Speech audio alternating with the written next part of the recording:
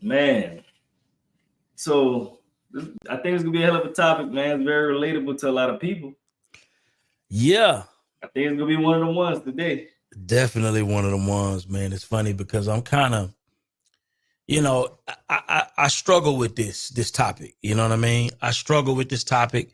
Have always kind of struggled with this topic a little bit because a lot of times day ones, right? Some of the day Mm. ones continue to progress, and some of the day ones don't. And as a result of that, it creates weirdness in Weird relationships, vibes. weird vibes.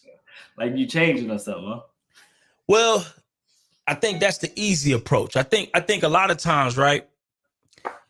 You know me, bro. I'm big on the different forms of the way hate manifests itself, right? I think hate manifests itself in number one, saying you changed, therefore I have the right to hate on you, right? Another form is conspiracy theories, Right. right? I get to make you Illuminati. I get to make you sold your soul to like all of these weird things that people do to justify their hate. Like, They throw it on you in yeah, different but ways. it's really just hating. Why you say it's hate? Because what it is, bro, it's sophisticated hate. It's like Is instead it of hating hating you on in you a way? directly, I get to make you out to be some different kind of character in my mind and paint you as some special, I don't know, like whatever conspiracy theory I can come up with, I can paint you as that. And then now I can, it could justify why I don't like you no more, or why I feel you changed, or why I feel like you ain't this, or why I feel like you ain't that. So you really feel a certain type of way about this topic? Bruh, I do. I do. I do. Because I've seen it. I've seen what it looked like. I've seen how it manifests itself. So you experienced it a few times, is what you're saying. 100%. What now? The experience that you had with it, was it different? Let's just say 15, 20 years ago than it is today? Or it's pretty much the same type I of think thing? it's the same because we're dealing with people, and I don't think people didn't really change much. But I would say, bruh, it's about the same. Now, obviously, it is a little different because now I'm more so, I'm in a different space. I'm low key. I keep my life a little bit more low key. Before I'd be a little bit more flashy, you know what I'm saying? And as a result of me not being as flashy, I think I deal with it a little less. But in general, though, the way it manifests itself is exactly the same. That's why, bro, I empathize with a lot of successful people because I'm even witnessing a lot of people come after like Jay-Z, Beyonce, like they coming after them like hardcore. And Why I do you think think it's, it is? bro, it's hate. It's basic. And Drake. It's and Drake. It's just hate. That's all it is. It's basic hate. But if I can make you enough of an other, right, it justifies me hating on you. So is that kind of like the same thing with Diddy or not? I Or think is it it's the mixed? same thing. It's the same thing, bro. It's the same exact thing. I'm, but that's not me saying that he's not guilty. You feel what I'm saying? Or he ain't did nothing wrong. He probably have done something wrong. They But probably have more hate in but it's that. more hate than it is. Hate is driving the conversation more than fact. And anytime hate or conspiracy is driving the conversation more than fact, you know that it has to be a higher proportion of hate driving the feelings over like anything else. Yeah. Because, bro, at the end of the day, I can factually say that let's say who done something crazy, bro, and is in jail right now for the crime. I don't know. It's a billion people. What's the little singer, man, from YSL, Young Thug? Young Thug, right? I don't know though, because we ain't we ain't got the verdict. But if we get a verdict, though, because he in jail, he's actually in jail. Did he not even in jail? Exactly. I need some facts, bro. And then, if I get some facts, I'm gonna be like, just like you, and be like, the hell with him. Let's get into this intro, man. Let's get into this intro. Let's do it.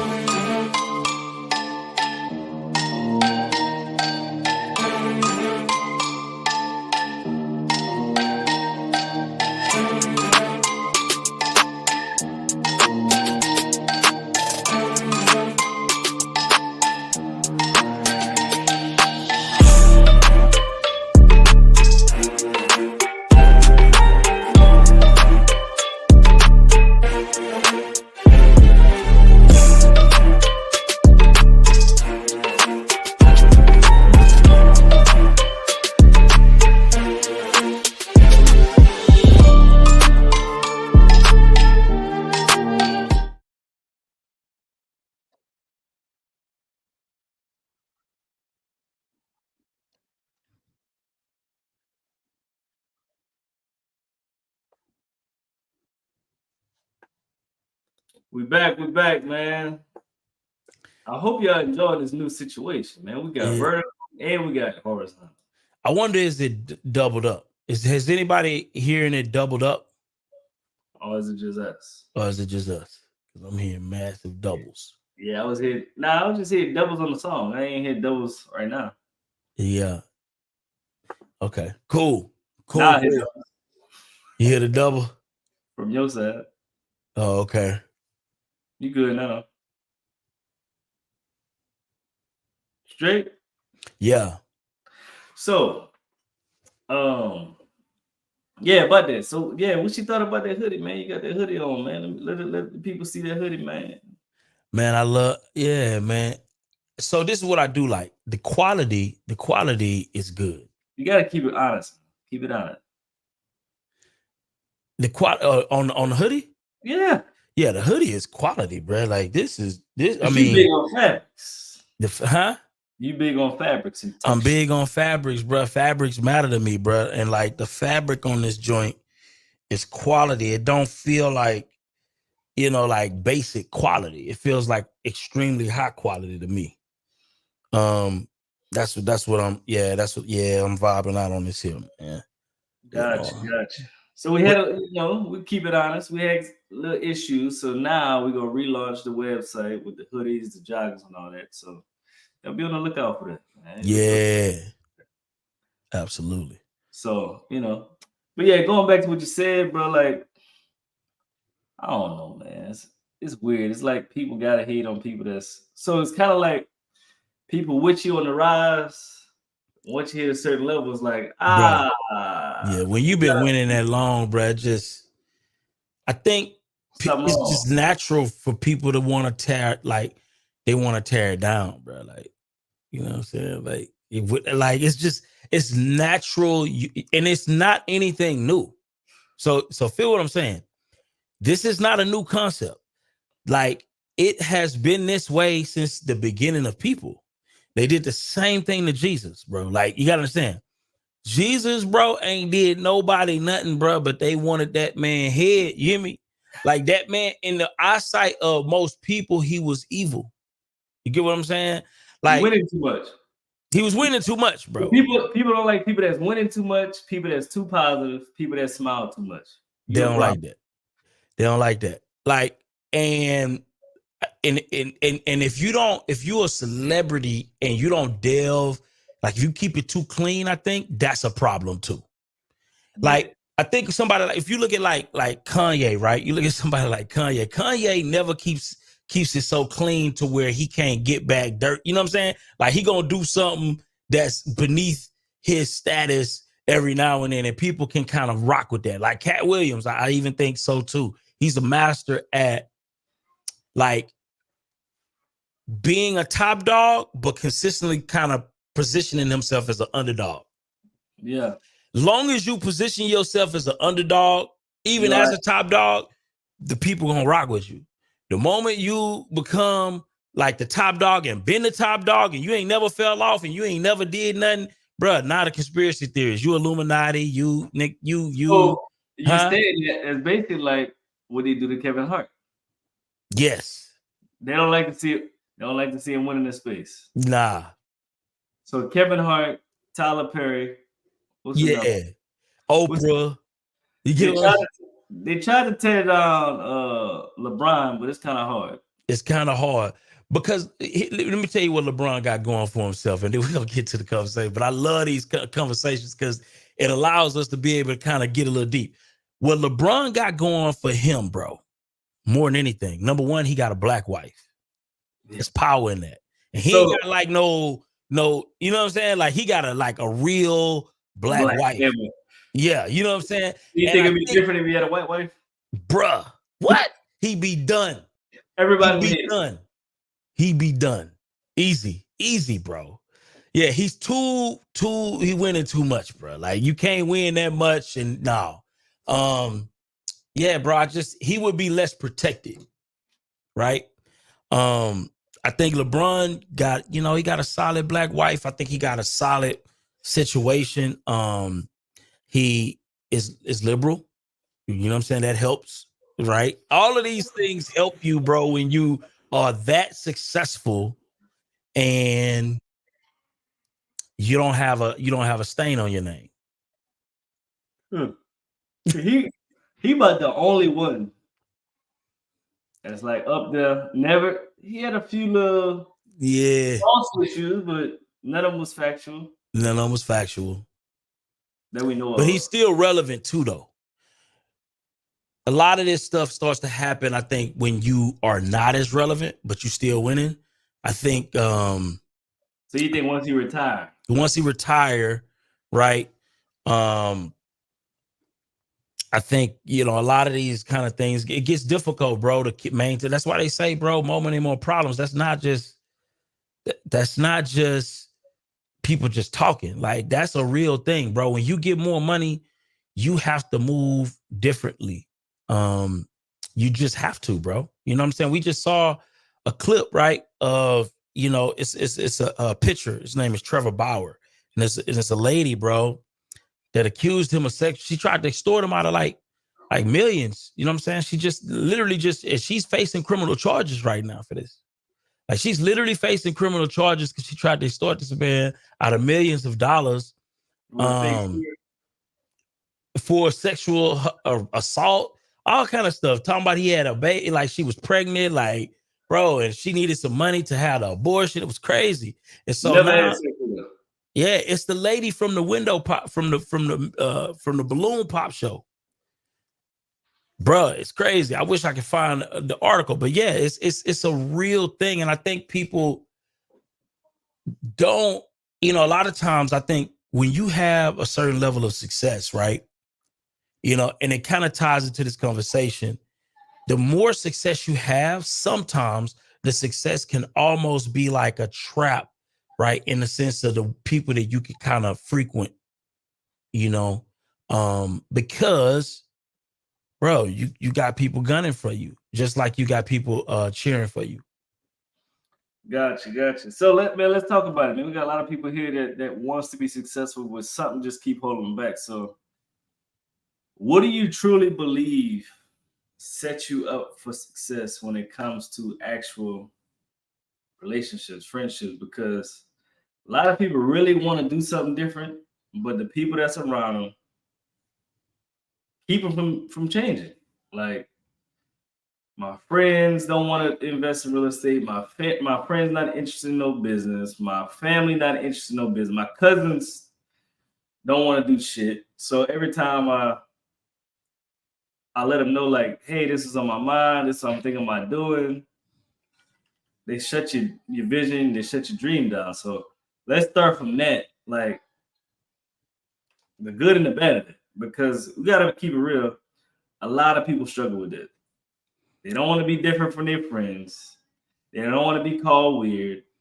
They still want to be accepted.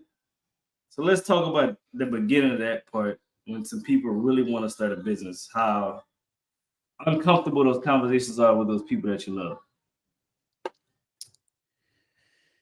I think here's the thing, right? So I was thinking about this last night, right? And a lot of times when we are looking to become successful, it's not that I don't think it has anything to do with people initially. Anybody. I think it has something to do with you separating yourself to do the work. A lot of times that starts off with you separating yourself just so you could do the work. Because what happened? What's that? Self-accountability. Yeah, self-accountability. Right. And so it's funny, right? I was looking at a post that we got another chat with Brian and Coop. And it says, the person you'll be in 10 years depends on, number one, the food you eat today, the people you meet today, the habits you create today, the books that you read today, the risk that you take today, and the people you spend time with today. Now, this is critical because a lot of times when we are starting out on our journey, we don't hang around with successful people per se. Nah. Right? At the beginning, a lot of times it's that separation piece where you got to really separate yourself so you can focus on doing the work, because it's not easy. I think a lot of times people think that, you just get into this business and it just pop. Right? But it don't just pop. It's a culmination of a lot of micro failures, right? A lot of micro adjustments in your own character. So it takes you to be a different person. It takes you to be a different person because, bro, after a certain amount of failures, after a certain amount of things, and even if it's not just a failure, but it's a reality check, it's a learning lesson, those can play with the ego. Right? It can break your stride, break your spirit to a certain degree when you have to make tough decisions as a business person. It can be heavy. Entrepreneurship is not easy, right? And a lot of it is not easy because some of the decisions that we have to make as entrepreneurs in order to maintain a certain level of success that people a lot of times discount. And so that's what it is for me. What would you say that beginning phase when you had to make them big decisions at the beginning? What was that like for you? Well, for me, it helped out because I moved to a different city. I moved an hour away. So that helped out. You know what I'm saying? Like on the weekends, you want to hang out? No, I ain't trying to hang out. You know what I'm saying? So I think when you're really trying to be successful, you have to learn the power of no. That's when you got to be selfish and really be intentional and focus on yourself. Because if you don't get that power to actually focus on yourself and be self-accountable, you may reach success, but you never go reach the potential that where you can be. Because a lot of people think you can play both sides of the fence and you can't. That's why you see people start a business, but they never really make money. Or you hear them stop talking about it. It never really reach success because they want to hang out with you and they also want to hang out with entrepreneurs. And that comfortability level keeps you from reaching success because let's just say you have two choices to make. Your best friend is throwing a party. Birthday party, your best friend. But at the same time, the same date, they have an entrepreneur event that you really need to go to. Which one do you think most people gonna pick, right? They going out, bro. It's fun. So you don't know what could have happened at the event. That could have been a new business partner. That could have been a funding partner. That could have been that big break you was waiting on. But a lot of people are not disciplined enough. A lot of people are not serious enough in their business, their life, to make the decision. They don't want to hurt their best friend's feelings. They don't want to look like they're choosing something else over their best friend. They don't want to let their best friend down. At the end of the day, if something happens to you in your situation, will your best friend be there for you? If you lose your car, your house, your clothes on your back, will your best friend take you in and be like, it's okay, I'm gonna take care of you for the rest of your life? Not happening. At some point, you gotta risk it all on yourself and take it serious because you're never gonna reach the heights that you want to reach if you always showing up for other people. You got to think about it. You showing up for somebody else if you're not showing up for yourself. Yeah, that showing up for yourself piece is a big piece, bro. And a lot of times that's the beginning, right? And then when you start to cultivate relationships after that level of success, you reach another growth period, right? Because in a lot of ways, you do have to create those relationships that stretch you, right? Because first you're gonna get that initial success, then you have to grow that, because what you find is, bro, to me, success is like a healthy trap. And I say that because once you gain a certain level of success, now you have to figure out a way to keep it and grow it, because you never arrive. And I think a lot of times people think that you arrive to some successful destination, and you don't. At some point, success becomes a lifestyle. It becomes more of a lifestyle, not a destination. Right. What's your thoughts on that? Yeah, so when you said don't become a destination, is because, like for me, my first goal was, man, I need to make 6 figures a year. Once you make 6 figures a year, then what? It ain't no balloons popping. It ain't no celebrations. It's like, that's it. I thought it'd be like, I thought I was at the top of a mountain. Yeah.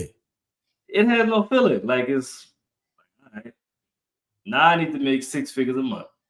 Made the 6 figures a month. Fuck, it still don't feel different. Now I need to make $1 million a year. Made $1 million a year. Like, man, still don't feel like nothing. Don't feel like nothing. Matter of fact, you still want more. You still grinding.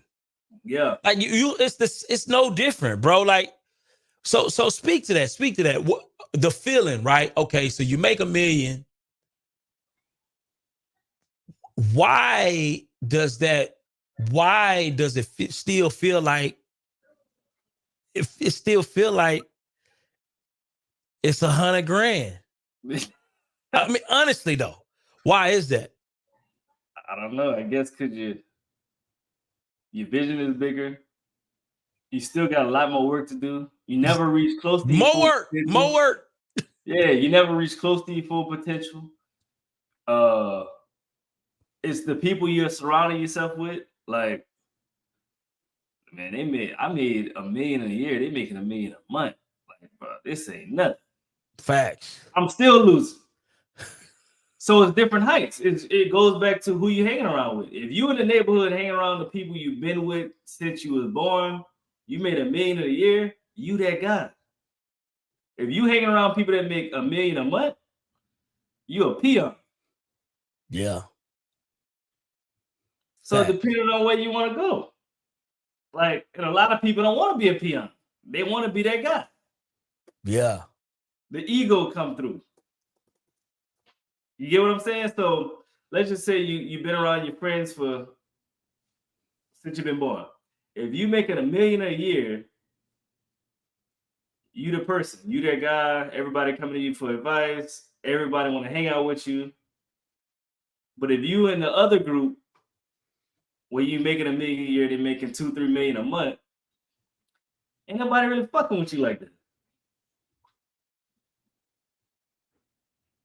And a lot of people don't want that true feeling.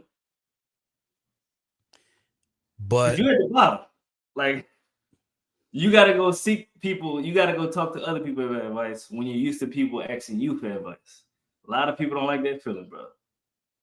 And see me, I have 0%. Because yeah, bro, because entrepreneurship done humbled me, bro. Like, I feel like I'm more humble than I ever been. Facts, me too. Because I done been beat the fuck, bro. I done been beat up so bad by entrepreneur. Bro, I done been knocked. Bro, I done been hit in the face so many times by entrepreneurship. Yeah, what, bro? I'm humble. I'll be honest. I'm the type that I don't like taking help. But when you're in this business, you better pick up that phone and ask for help, boy. You know what I'm saying? Facts. But you know, it's something about entrepreneurship that humbles the spirit to the point to where you realize, bro, like, you got so much more to grow, so much more to expand yourself on. And that ego is like one of the number one, bro. I think ego probably keep more people broke. Oh yeah, for sure. Ego and thinking you know. Ego and thinking you know probably keeps more people broke. Oh, you got all the answers, but you still ain't doing. Bruh. You got all the answers. Those two, bro. What you got going on? What the money? Bruh. Yeah, you're right though, because if you trying to tell somebody you see where they going in the wrong direction, and they don't believe you, they don't trust you, that's the ones that really be fumbling the bag, because a lot of people see a lot of potential in you, and you don't see it in yourself. You just want to be right all the time. If you can't take criticism and take guidance from somebody, how do you truly think you're gonna be successful? Because everybody follows somebody at the end of the day. Everybody that's a leader is also a follower to somebody else. That's a fact. If you're not a good follower, you never truly be a good leader. If you can't take guidance from somebody, you're gonna always struggle. Facts. But a lot of people struggle with that, Byron. They like to be Why do you person. think that is? Why do you think that is? A lot of people don't like to feel less than. Like a lot of people don't like people that's higher than them. A lot of people got the ego issue, bro. That ego issue is a thing. Oh, what happened to your ego in business, though? Oh, bro, you got to drop that. Why is that? What happened to your ego? Because I'm pretty sure before you, when you started, before you hit that $1 million in a year, before you hit that, I can tell you what my ego truly dropped, though. What's that? My ego dropped in college, high school going to college, because I played football. Because in high school, you the best. You get to college, everybody good. Facts. And that changed like my whole perspective about a lot of things. Like, wow, this is shit. It's crazy. Yeah, bro. Yeah. Because you looking at people like really at the end of the day, if you play sports in college, that's the best people like at each high school in the area. That's the best people in the state. And when you go to college, like, bro, you trash, bro. You ain't good like that. And they give you the realization like, dang, you thought you was good, but you're really not. It's just like the same thing in business. You thought you was making money because the people you was hanging around with ain't have no money. Well, as soon as you get people around money, bro, you ain't got no money, dog. Facts. That's why I really learned about ego and the truth about reality. Because it's the same thing. If you put yourself in a different room, you got to adjust to the people. Like, and the people will tell you how to get to their level. And then the same people that's at the top level, they're in a different group with people that's making more money. So it's levels to business. And you got to be open to learning how to get to that level. I hate when people, like, let's just say you trying to tell somebody how to do something. They like, man, I got it figured out. No, you don't. I see you messing this shit up. Like, I didn't been there before. You're tearing this shit up right now. And then a year later, it all shows. Like, if you'd have just listened, be mature enough to take the solid advice, you could have been in a better position. I didn't struggle with that. I didn't struggle with that myself. You struggled with what? Yeah, bro, all of it. I've been the guy who felt like he knew what he was doing. You know what I'm saying? In a lot of ways, bro, I still struggle. I still want to do things how I want to do things, right? Yeah. But I've realized now that success really does leave clues, right? Success leaves clues. And there's nothing wrong with being a copycat as long as you're copying the right cat. You need to be a copycat. Why not? Somebody already left that answer to the test, bro. Yeah. Why choose the hard route if you could choose the easy one? Why? And so now my perspective on learning and growing is just a little different, bro. Like I don't mind learning before I just assume that I know. Before I would just assume that I knew, and I would just be loud wrong, bro, loud and wrong. And then I would, be loud and wrong, 3 or 4 months, 5, 6 months in, realize I've been doing everything but what I should be focusing my in. Because a lot of times it's not that. This is another thing that's in business. I'm going to help somebody with this. In business, a lot of things need to be done, right? So let's say, for instance, for me to operate my business successfully, I need to do 10 things. 10 things every single day need to be done. That is true.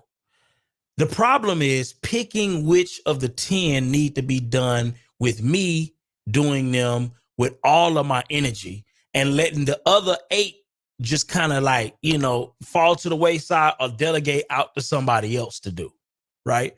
But a lot of times at the beginning, those other 8 really need to fall to the wayside. But what we do as new entrepreneurs, we just do all 10 and we stress ourselves out. We burnt out. We don't know why it ain't working because we're spending too much time on all 10 when we need to be focusing really on the 2. But the 2, finding out which 2 of those things we need to be focusing our energy on is where mentorship comes in. It's where coaching comes in. It's where copying the right cats comes in. That's where reading books comes in. That's where listening to podcasts like this on a Tuesday and on a Thursday come in, right? Finding out what are those 2, maybe 1 things that I need to focus all of my energy on and say, fuck the rest of this stuff. That's going to really drive their revenue. That's really going to drive the revenue. But because we are so much in the know, we think we know, right? We going to do all 10 and be stressed out, confused, like, yo, like why my bag ain't going up? Because you doing too many of the things that don't move the needle. And you think you know and can't nobody tell you nothing. I done been left. I'm just saying. That's a fact. You know what I'm saying? And so a lot of times, bro, it's just about, okay, let me find out the 2 things that I can do day by day that's going to drive my business forward and just do those things. Right. What's your thoughts on that? I love it because as an entrepreneur, you're gonna struggle with that shit all the time. You trying to focus on 10 things at once. You literally putting all your energy in 10 things at once. And it just ain't working. Your wheels just turning. You trying to really figure out, I'm doing everything I'm supposed to be doing. Why I'm not hitting the success that I need to hit. Then you look on Instagram. This person ain't got half the skills you got, winning like a mug. And you confused.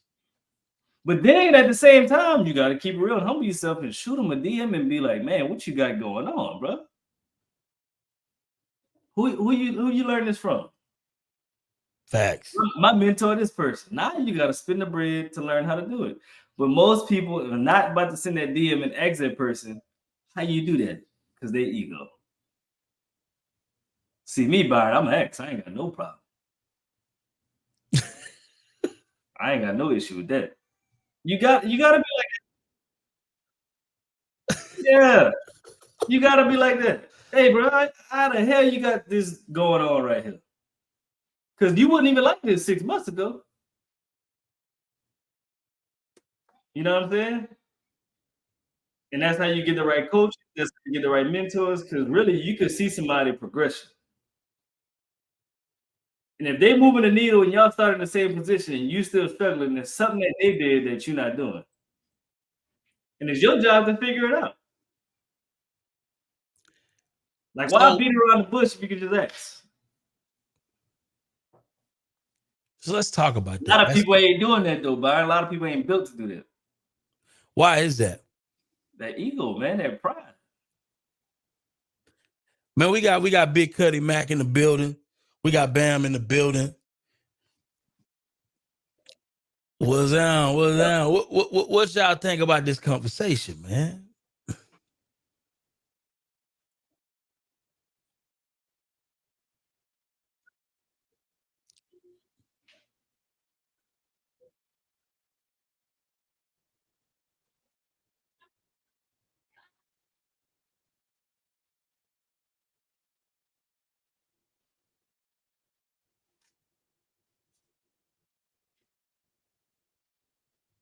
Oh, you're breaking up a little bit.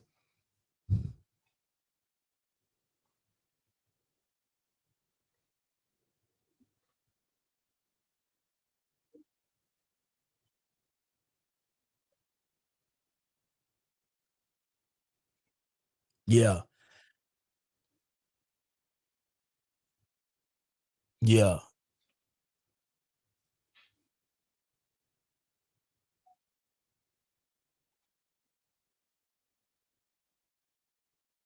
yeah,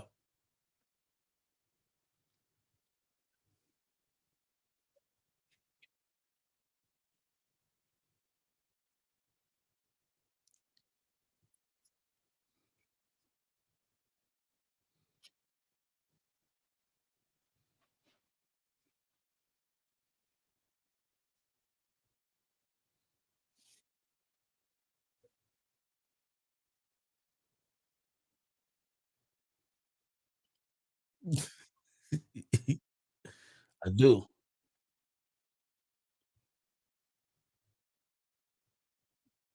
Nah, You that's a saying fact. shit?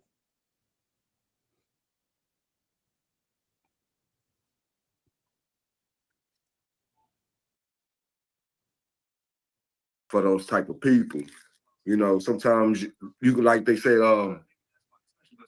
if you in the if you're the smartest person in the room, you probably in the wrong room or whatever. You understand what I'm saying? Yeah, Can you hear me? I'm hearing like a delay. Yeah, I get what a few. I can hear you. Yeah. Oh, I can hear you now. Can you hear me? Yeah, I'm hearing a delay. But I hear you. I hear you. Sound weird. Yeah, I'm hearing a delay. Having little issues. I think it been going away though. Oh, that. Yeah, just go ahead. Go ahead. I guess we all back in. Yeah, but you know, a lot of these type of people, man, you know, they be a didax and it's easy for them to pick up and learn or self-teach themselves, you know, because they done took a lot of advice from people about their journey and it didn't work for them. So, you know, sometimes they bag up from advice from people because it led them the wrong way. So when you get people like that in a room with you, and I know you heard this before, if you're the smartest person in the room, maybe you're in the wrong room. You understand what I'm saying? Because there's no room for you to learn. You did? Nah, for sure. What is audio? Yeah, the audio is tripping. Are y'all hearing a double on the audio? Is anybody else hearing a double on the audio? Is it just me? Can y'all I'm not leave? hearing no. I'm not hearing a double, but I'm not hearing anything when it goes out. I guess. Hmm. All right. But that was some real talk though. What's your thoughts on this, Bam? Can you hear me? Yeah. I hear you 2 times. Yeah, me too. But it's doubling up. I think it may just be us because Yeah, it everybody. may just be us. All right, well, let's run it then. Man, I don't know. I was always taught that a smart man, learns from his mistakes, but a wise man can learn from his mistakes. You know, I never really caught on to what it was until I got a little bit older and I started paying attention to things I done did in life. And I was like, man, damn, I didn't even have to do that. I was told about that. You know what I'm saying? Somebody told me about, not putting in the work while you're early and how you pay for it later. But I never understood. I was like, I always had that mindset of shit. How you gonna tell me if you didn't do it? But now I understand they're telling you so that you don't go through it. You ain't got to go through all the same stuff as everybody. When you reach out and you learn from the people that's been through it, you got to take their words. You ain't got to bump your head on the same thing. They bump theirs. You just got to listen to them. And my ego and stuff, it was always like crazy, man. Until I got to where kids and something about being broke make you fix that ego. Like when I started fixing it, then we started getting money coming in and business started working right. But now to this day, I'm one of those people that I always reach out. If I see somebody doing something in the field, that I like, I reach out. I don't reach out just with an ask. I reach out with a give and see how I can add value and learn from each other. I'm all about learning and applying it, man. That's just me. So my pride and ego been out the door for a long time. I take pride in everything I do, but I ain't got that pride that, I'm scared to ask for help or that's gone. I'm scared to stay broke. That's what I'm scared of. How long did it take you to actually like humble yourself to actually start asking for help?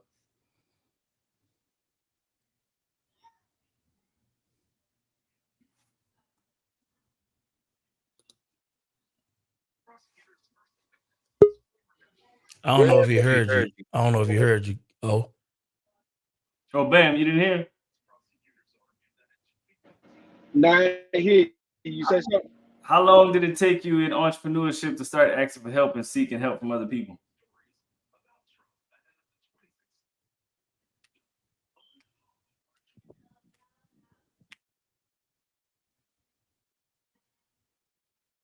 Probably can't hear. You can he hear me? said how long? He said how long did it take to start to humble yourself and start asking help from other people? Okay, so I did a lot of boxing growing up, and that's kind of where it started building that, because from all my time, I was always the man all around the state, and I won the regionals, and man, I went to nationals with so much ego. I thought I was gonna be untouched. I thought I was killing everybody. I haven't lost in the state in like 4 years. Man, I got the nationals, and that's the first time I had an ass whooping put on me. So from that moment right there, that's the whole ego thing. I was like, man, I gotta start listening. You know what I'm saying? So towards the end of high school, man, I started noticing that you don't know it all. Something got to change, or you're gonna be in the same position. So it only came at the losses.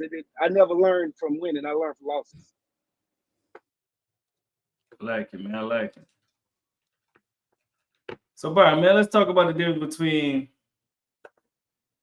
good relationships, growing relationships, and being in a cage, man. Because I know for me, I got my friends that I've been having since high school, and then I got, you guys. It's a big difference. I love them from a distance. I talk to y'all every day. Facts. So, like, really? You gotta unmute. Huh? You gotta unmute. I think you playing on one of. We gotta end that other stream. Yeah. My bad. So we gotta talk about the difference between your day ones and your new entrepreneurship friends. So the day ones is like, you talk about old shit. The entrepreneurship friends talk about money, life, family, new shit, bags. They inspire you. Most times your old friends don't inspire you. Y'all just cool, you comfortable. Y'all kick it. I think if you're really trying to go to the next level, you gotta be around people that's really getting to the bag. Because I remember the first time y'all hit 6 figures a month. I don't know when that was. Maybe what? 2020 maybe, or 2019? Something like that. Bro, within 6 months, I hit 6 figures a month. Might have been within 3 months. Yeah. Like, you can't get that from hanging around with day ones. I'm sorry. It's not gonna happen. So you gotta have real friends that inspire you to get better. Will tell you, look, hey, bro, this is what we did. Boom, boom. Try it out. It's gonna give you some game for free. Not no weird energy.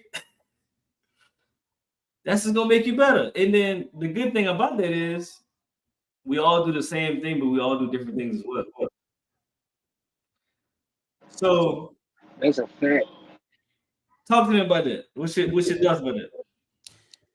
Bro, it's a powerful thing. I'm realizing, number one, the power of real friendship, right? As well as my entrepreneurship friends, right? Because it's a difference. I would say that, some of my day ones, bro, they like really, really my day ones. They really got love for the person, right? Not saying that my entrepreneur friends don't have love for the person, but I would say that my day ones love me for who I am as a person. They knew me through my ups, my downs, my battles, my scars.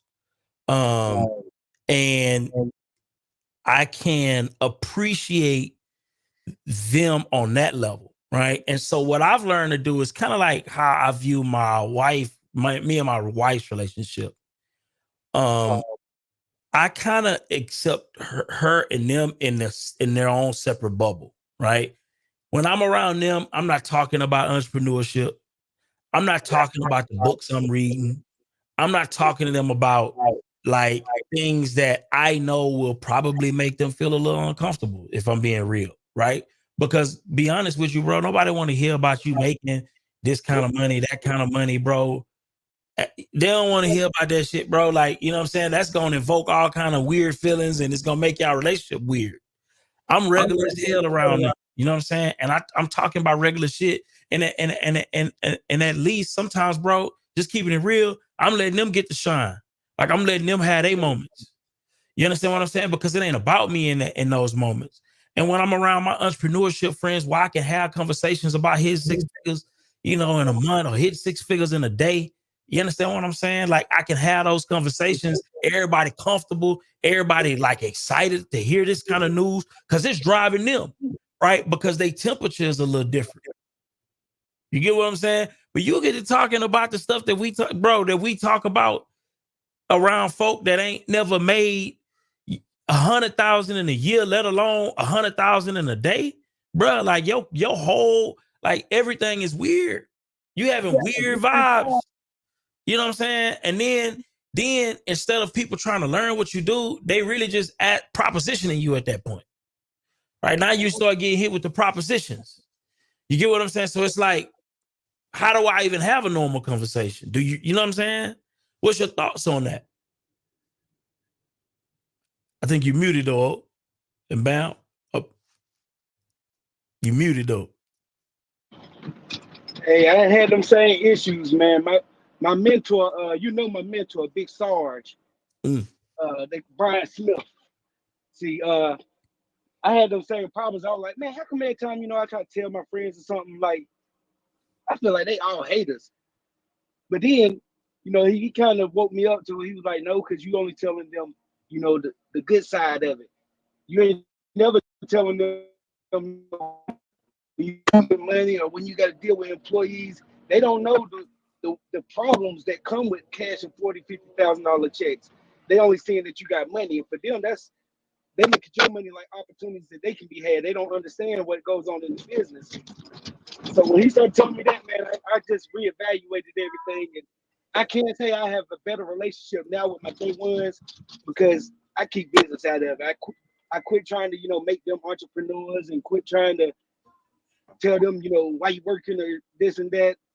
It's hard to do, but I've been just sticking to keeping my friends just my friends. Like, we ain't got to talk about nothing business related. We can just kick it. I like that you said that, bro, because a lot of people don't understand what go into making the kind of money that we make. It's a lot go into it. I was literally last night, I ain't go to sleep. Oh, damn near to like 12 this morning, bro. Like maybe even like 1. Huh? Me too. I was measuring the roof at 12:30. Come on, bro. Yep. So I got them bags in my eyes, man. I've been working crazy. You got to. Bruh. And so when, you know, Bam says something that's key. People don't know what going to it. They don't see the bad side of this. You know what I'm saying? They only see the good. And because when you talking to entrepreneurs, when you say that you made, you know, bro, I just made $100,000 yesterday, right? They're looking at you crazy. I'm talking about the entrepreneurs. You talking to entrepreneurs, they like, damn, okay, well, shit, what you do to do that? Okay, how that work? You understand what I'm saying? What, you know, what I'm saying? Like they look at it different, but they also know that, nigga, you ain't just pull a rabbit out of a hat. Like you ain't just pull $100,000 out of a hat and it just appeared like poof. It was a process to get to that stage. Entrepreneurs know that, but your family members may not know that. They just like, yo, this nigga just made $100,000 yesterday. What the fuck? This nigga just did $100,000. Like they ain't had them tough conversations, man. What's that? I had them tough conversations with my son. I done had to have them tough conversations with my son. being an entrepreneur. My youngest, he's 6. He always called me a worker sucker. He's like, yeah, my daddy, worker sucker. He just always work. He like, Dad, when I get older, when I get big, I'm gonna work all the time like you, so we can hang out more. So we got all the money, and then we can hang out all the time. Like people ain't gotta deal with that pressure. You know what I'm saying? That thought of, damn, am I neglecting spending time with my kids sometimes? But I know at the same time, I can't always be present with them if I want to, do for them in the future. But average people ain't got to deal with that. They just 9 to 5, go to work, come home, hang out with the kids. Wow. And that right there is key. You know what I'm saying? Because you don't have all of the time. Time is limited. You working your face off. You're getting punched in the face by entrepreneurship. You're having to learn new things. You're having to stretch, right, to new understandings, right? Yeah. But what's your thoughts on that, though? Hey, bro, that's real, bro. You cannot talk about no money, no real money with your day ones, bro. And I'm the same way like you. Like when I'm around them, man, y'all, we highlight your success. Don't talk about my stuff. I'm good. I didn't want to talk about it, honestly. But y'all don't even understand it. So what I'm talking about, my problems to y'all. Yeah. So, I'm about to say, and really, you always helping somebody else too. Like your day ones, you helping them with all their financial problems. That's a fact. Bro, this is what you gotta do. You gotta do this, you gotta do that. And guess what? For the most part, they ain't gonna listen anyway. But why they not gonna listen? Because it's coming from somebody they've been on. Damn. For the most part.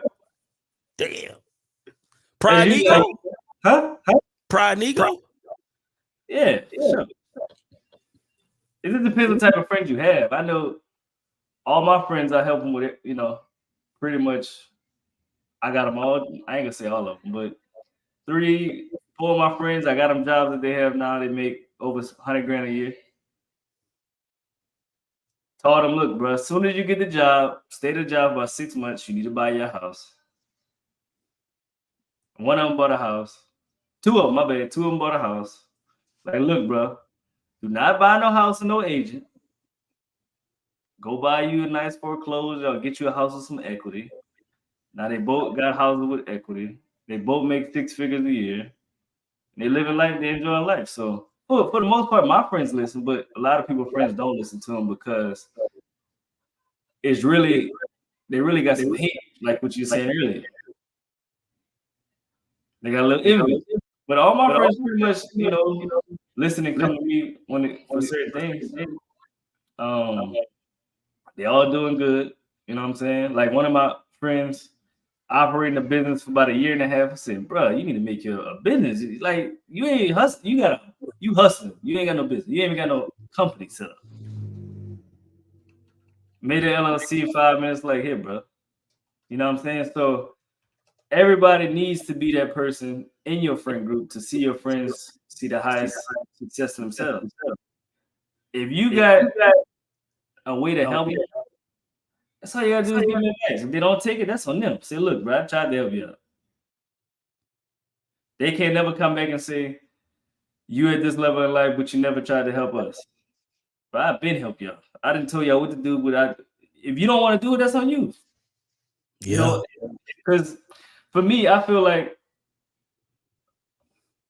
it's my responsibility to help the people that's around me.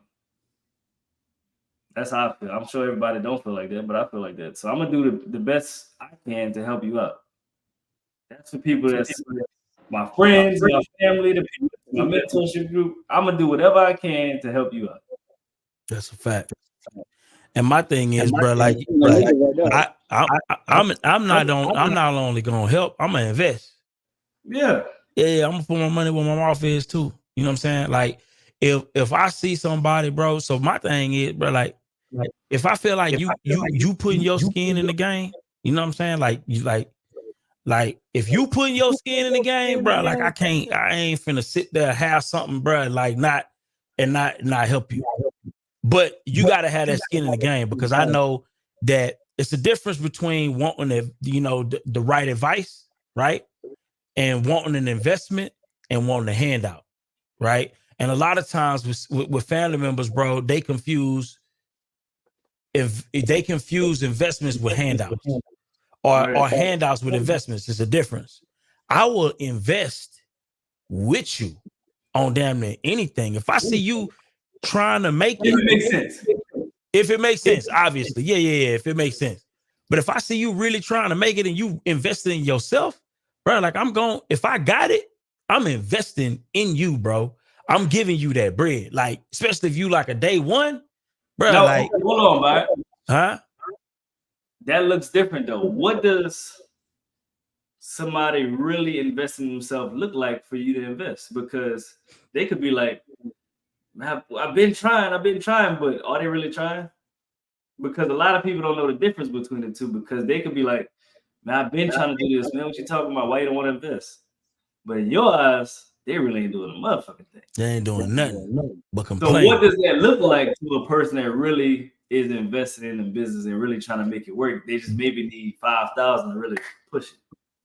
Because they gonna already lay the foundation for what they say that they want themselves.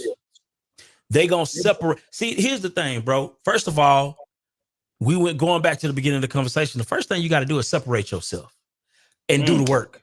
You ain't separating yourself to be funny. You ain't separating yourself to look cool, whatever it may be. You doing the fucking work, bro.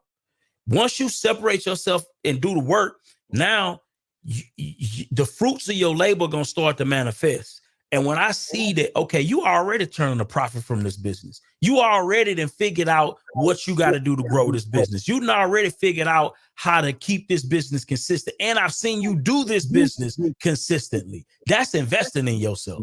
A lot of people confuse investing in yourself and just get mentorship. No, that's the beginning. No, you need to be doing the work consistently, showing up for yourself. When I see you doing that, then I don't mind investing in what you got going on and helping you get to that next level. But if I don't see that, if it's just talk, bro, I can't. I'm just gonna listen. All I can do is listen to you and be a positive sounding board to let you just get your shit off. Now, do you think it's mandatory for people to separate themselves from the people that they've been with their whole life? At the beginning, yeah. So the work is going to automatically start separating you. As soon as you start putting in that work and putting your craft serious, the separation going to start already. Facts. Why y'all think that separation piece so hard for people though? Even though, most people know that it need to be done. Following the crowd. They need that. Yeah, they need that validation. They need people to tell them what they're doing instead of just grinding in the dark and letting the light show later. They need that like immediate gratification. Like they want everybody to know right now what they're doing. You think that's hard for a lot of people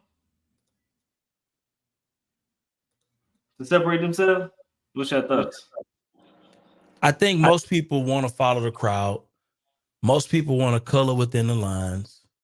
Most people want to feel, like what Bam said, feel a sense of validate, instant gratification and validation. Most people want the people that they grew up with to believe in their dreams. No one cares about your dreams until you make your dreams a reality, bro. It's about you, because your dreams are about you. Am I lying? It's your dream. It's your dream, bro. Like your dream ain't got nothing to do. It ain't putting no money in nobody's pockets but yours. So ain't nobody gonna believe in your dream like you believe in your dream. And it's not up to them to do that. What they want to believe in is your product, the product you produce, right? That benefits somebody else. Outside of that, bro, keep that shit to yourself. Go get in your corner and do the work, right? Yeah. And produce a hell of a product that people can stand behind and be like, you know what? I really, really rock with this. I really, really rock with that. So do you think it's important that, once you come up with a new idea of business, do you think it's important that you share it with your parents and your friends? Or you should just keep it to yourself and put the work in? I don't think there's nothing wrong with sharing it. But I just think if you're looking for a pat on the back, if you're looking for that, yeah, bro, you need to go look for that pat somewhere else. Hell, you can get out of jail and get a bigger pat on the back than you can start a business. Ooh. Or get a new 9 to 5. Hold on. Why y'all think that is though? You start a new business, ain't nobody. It's cool, but you get a new job. Everybody like, woo. Woo. Why? Hold on. What y'all think that is? Comfort. No. You started a new business, man. You like Brandon is supposed to be joining, but Brandon he did a case study on this on Facebook. He started a brand new landscaping and fencing business. The man got 3 likes in that joint. He got hired as a manager at Walmart. That post blew up, dog. For real. Oh my God.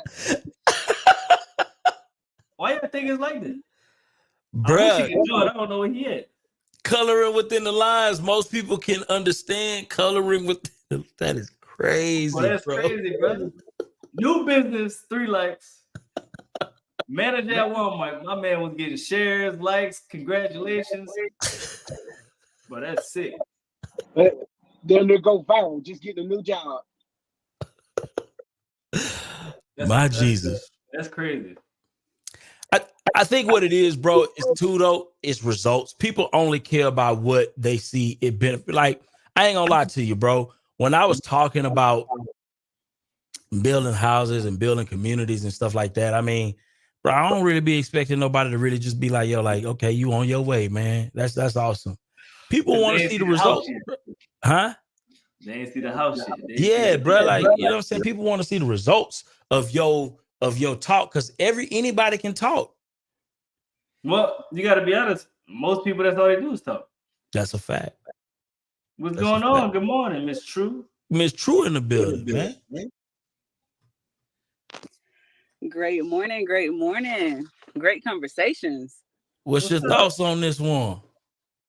Oh man, I actually have a few thoughts, but I mean, I've been in situations where, I had to let relationships go, because we just wasn't on the same wave, And matter of fact, one of my best friends. Wow. Crazy thing. We were best friends since elementary, and I did my best to put her on in regards to real estate. So I'm a real estate investor as well.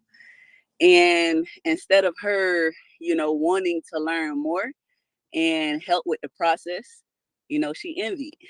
And, I ended up making my first 6 figures in a month. And it was like, me still wanting to be the bigger sister, rather. I end up noticing that whenever I go around her, I can't talk so much about my successes. And that kind of made me feel uncomfortable, But that relationship kind of just like, died off. And I hate that, but that happens. You lose relationships. I end up, even losing a relationship with someone that I was dating, because they didn't want better for themselves. So it happens. I love what Bam said though, in regards to, telling your people your downfalls too, like the struggle in the business, because they only see, your wins. But when they see the struggles as well, you tell them about the struggles as well, that kind of like, I'm not going to say even the planes, but at the same time, they understand that it's hard work. So it's not just, oh, y'all making all this money and ain't putting no work in. Because some people feel like, they ain't got to put as much work in, but they still want the same success as you. And yeah, it's not like that. So. Well, that's a real conversation. Yeah, I like this conversation because it seems like everybody has been through this. Yeah. So let's talk about this though. True. You say you did that 100,000 in a month, and it's like, yo, like it sucks because here's the thing, right? Nobody in your direct peer group even understands the concept of making that much money in a month. Fuck you talking about, right? And so what do you do in them situations? So I'm gonna be honest. Now I feel like I have a full grasp of where to take that conversation, where to take those kind of success stories. I know exactly who I can talk to to have those conversations. And I know exactly where I can't have those conversations. But at the beginning, before we know this, before we have two sets of peer groups, right? Your entrepreneur peer groups or the people who are striving for entrepreneurship, right? Those people. And then you got your regular people that you've been with. What is it? What did you do in that moment when you just made this $100,000, right? What was that dynamic like for you? Well, you just said it. You have to have discernment and understand like your peer group, who you talking to. And when you spend time with yourself and you have a vision, you start to, realize that, okay, these people, they don't have the same mindset as me, right? So I can't have these intense conversations or these happy conversations, these congratulations with these individuals because, they may not understand. So you have to intentionally put yourself around people that are growing, that's on a higher level than you. You have to start, joining different mentorship groups. And, like I say, just placing yourself in environments where you are accepted in a way, where people like O'Neal was saying, making 100,000 a month. Well, I'm in rooms with people that's making, $1 million a month. And so now, you striving for that. But I think it's truly about just having discernment. You don't necessarily have to share all your wins. If anything, like people, your peers, your day ones, you're going to inspire them by the way that you're moving. You're going to inspire them by the places that you're going, the things that you have, your mindset, most and foremost, and just listening to people. Some people don't want to be helped. And then some people, they truly do want to be helped. They truly do want to put in that work. And you're going to know the people that want to put in that work because it goes back to what you were saying earlier about investing in yourself.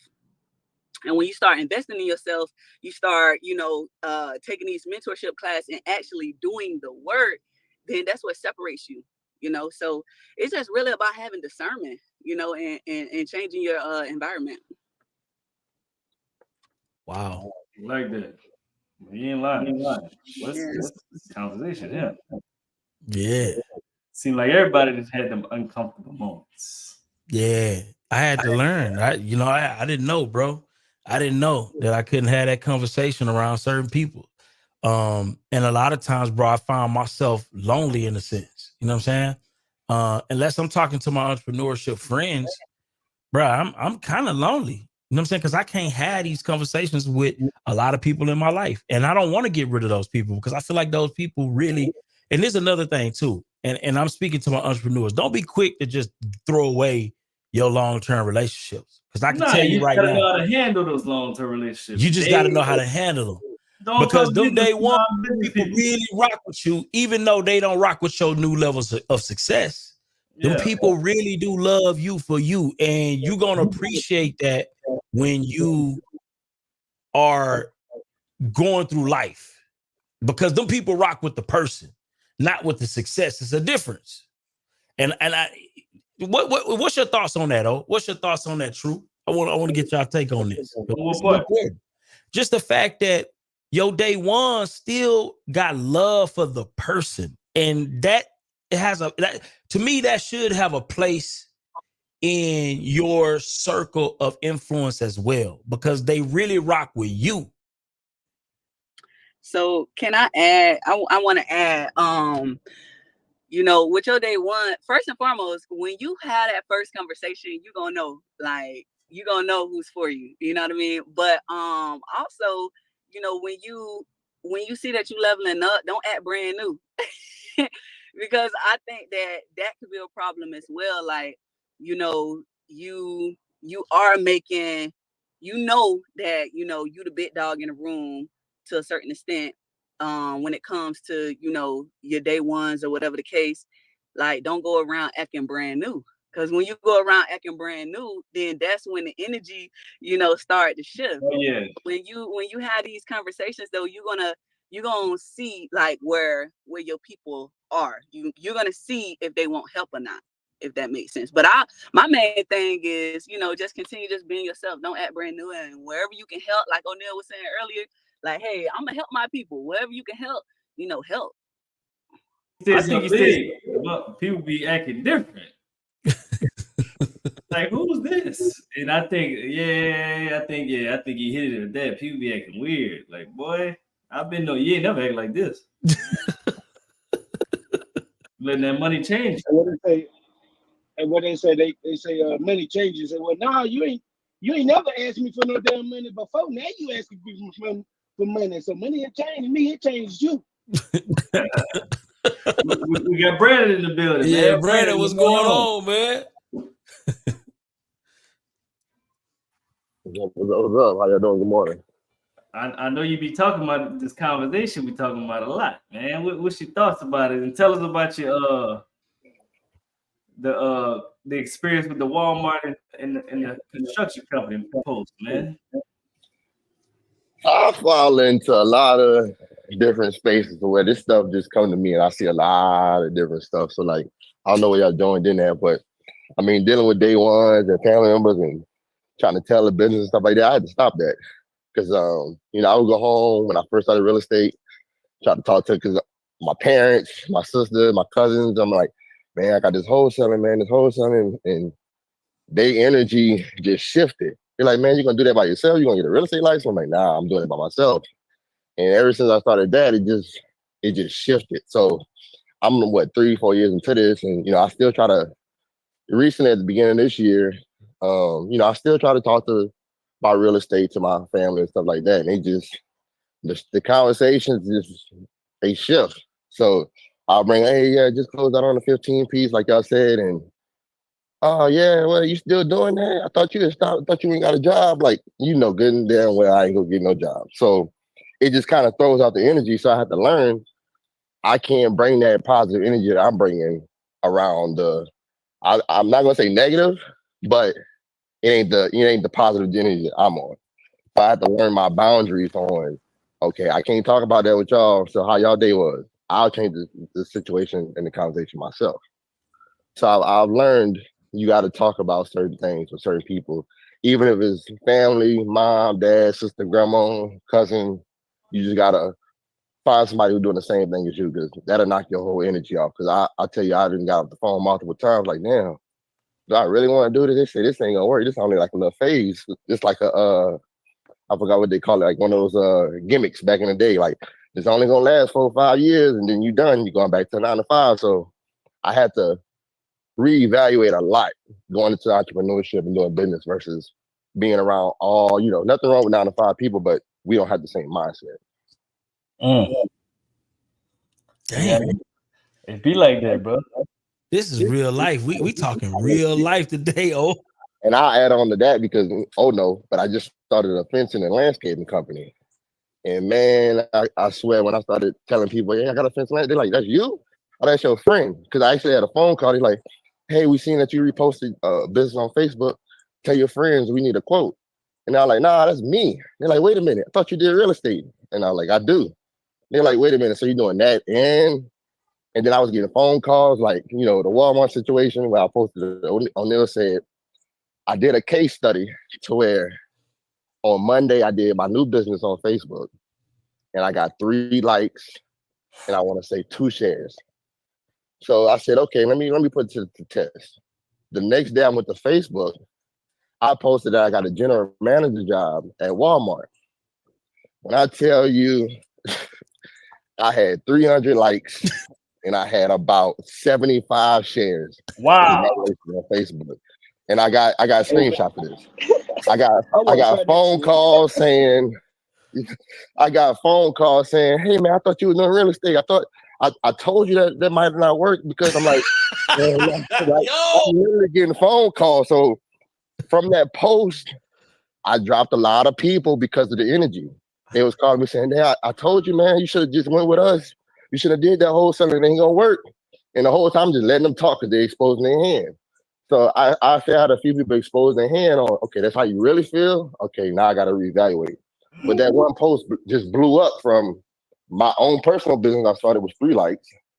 And then I get 360 on somebody else's Walmart. And so it just goes to show you who really supports you on, your own stuff versus going to do some stuff with somebody else. That's Wow. crazy. What you think about that, True?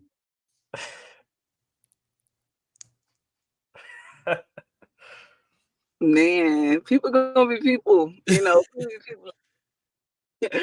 First and foremost, oh man, I want to just go back to what you were saying earlier, in regards to, still educating, your family, or still having that passion in regards to, what it is that you're doing when it comes to entrepreneurship. Because last year was my first time actually having like a Thanksgiving meeting with my family and educating about life insurance and real estate. And I thought that was kind of cool, even though I knew like most of them, they were listening, but some of them it's going to catch their ears. Some of them it's not going to catch their ears, and that's totally fine. But as long as you continue just to bring up, ways that you could shift, the generation, I think that that's important. But in regards to that post, man, that's crazy. That's crazy. Yeah, that's nuts, bro. What you think about that post? What are you talking about, man? With the post? I just think it's just typical, man. People like the familiar, bro. They love the familiar more than anything, bro, because it brings you back down to where they are, and they love it because they can relate with you now. They can't relate with you trying to color outside the lines. You know what I'm saying? It's like, yo, like come back To to where us. I can relate to you, bro, and I'm gonna like you more for that.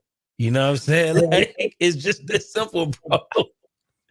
It's just that simple. Be regular, and I can appreciate you for that. I rock with you more when you're regular. I rock with you more. I like you better. Conversations are better. You know Well, what I'm saying? I wonder why people like that, bro. That's crazy. Because I mean, at the end of the day, bro, everything going up meets a gravitational pull. You know what I'm saying? Back down. Everything going up, bro. Like anything going up in the air is gonna be met with a gravitational pull back down. And people are the same way.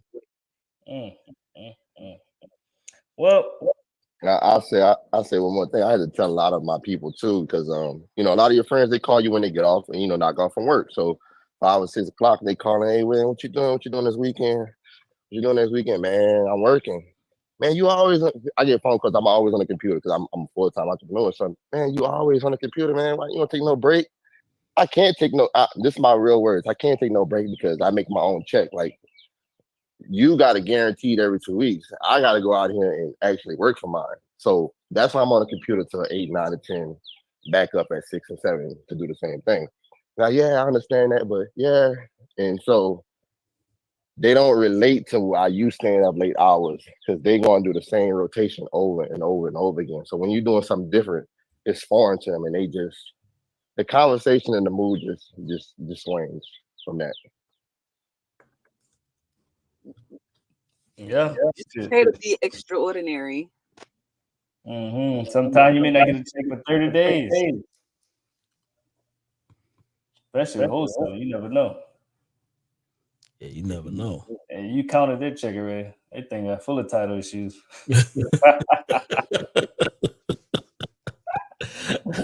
That thing got title issues crazy, boy. But that 2-week payday it turned to 2 months, boy. Real quick, boy. I'm in a situation like that right now. I was supposed to close the deal February. We had the closing date on the February 26th. Oh, no, we got another heir. Okay. The heir got 7 kids, though. Oh! So it went up from 4 kids, then 7. So we had 11, 12, 13. Now we got nieces. But we scheduled to close this week. But that 2-week payout turned into literally 2 months. So that's how that goes. That'd be the worst, bro. Bruh. That'd be the worst. But let's hear from ET, man. You gotta hear from ET in the pill mill. How is he changing lives? Yeah. Let's talk about it. Is ET with him?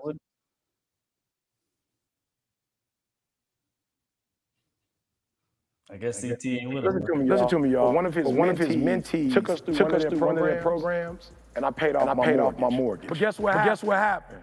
My marriage went to a whole nother level. You know why? Because my wife is a security freak. And even when I blew up, my wife would be like, "You blew up, but how long is you gonna keep making this guy?" I don't have forever. She like, you sure? Because I'm gonna keep my license as a nurse, just in case you don't. So when I paid the house off, my boy was like, "You ain't gotta do that. You can do this." But when I paid the house off using that program, it took the stress level all the way down for my wife because we no longer had a mortgage. Does that make sense? That thing that was coming every month, that was getting on her nerves, we didn't have that no more. And so she was at rest.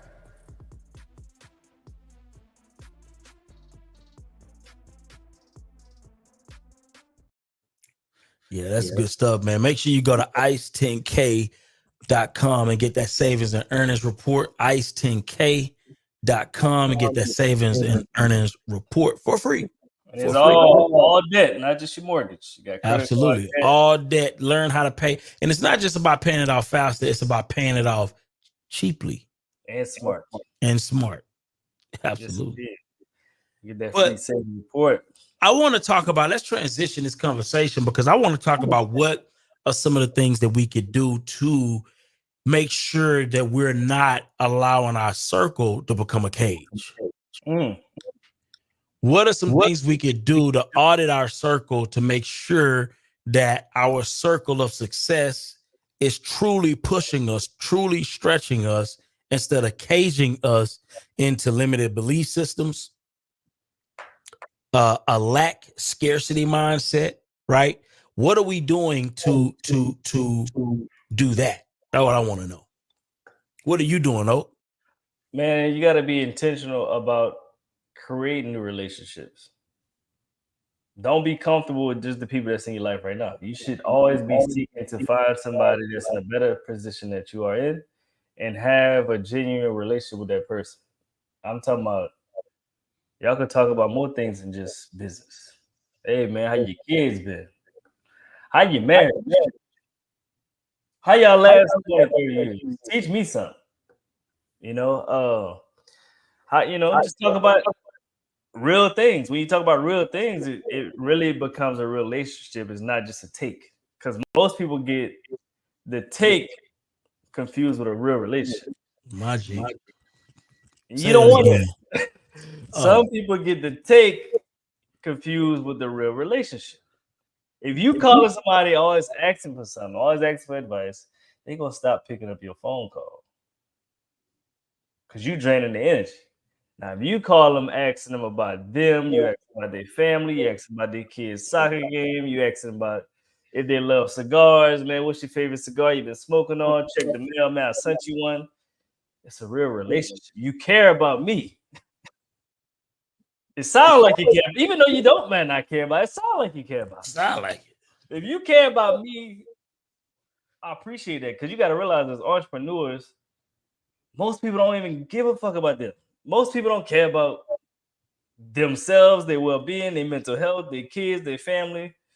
You know what I'm saying? Everybody's always calling them about something, either a problem or how can you help them. And if you start getting these people in your relationships, your business will start changing.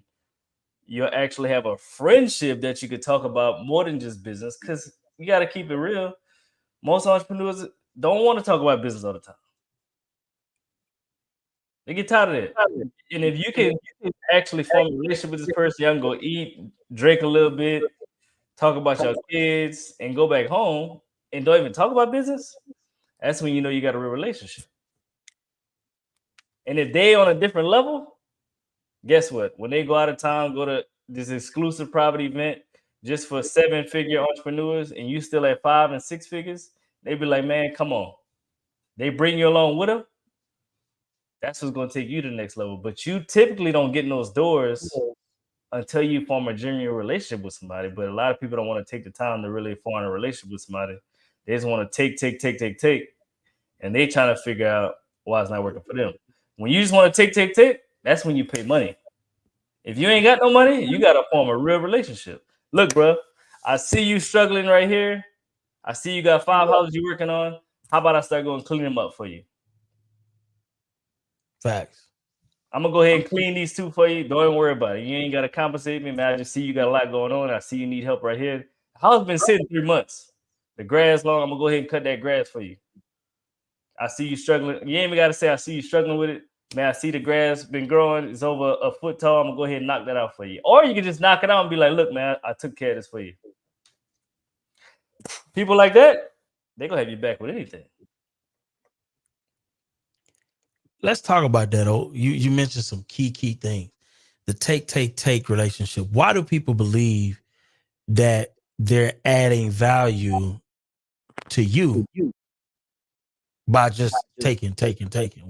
Why do people confuse that? Because some people think that, damn, I'm really reaching out, but I'm really only reaching out with a take, and they confuse the take as a real relationship.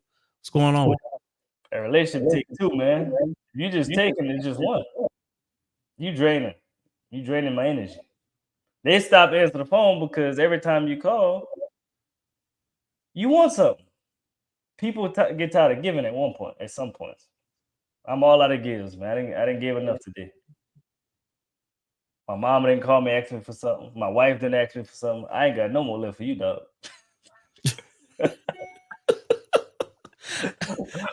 I'm all out of gives for the day.